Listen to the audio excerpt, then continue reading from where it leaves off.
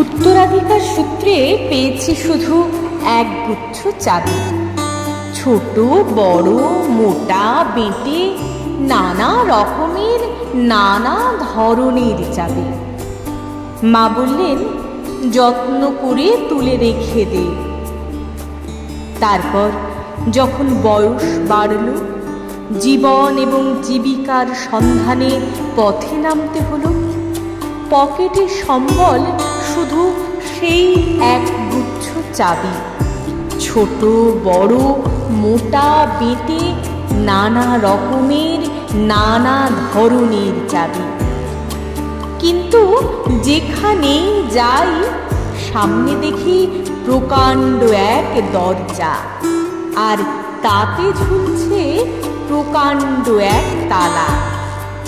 Pocket থেকে চাবির গুচ্ছ বের করি, এ চাবি সে চাবি ঘোরাই ফেরাই, লাগে না, খুলে না।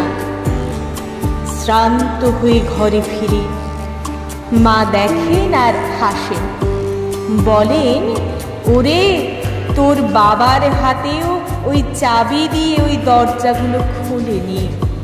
শুনেছি নাকি তাঁর বাবার হাতে খুলতো।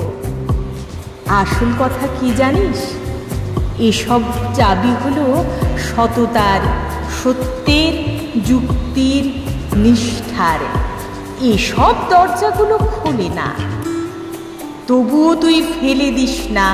তুই যখন চলে যাবি তোর সন্তানদের হাতে দিয়ে যাস এসব চাবির গুচ্ছ।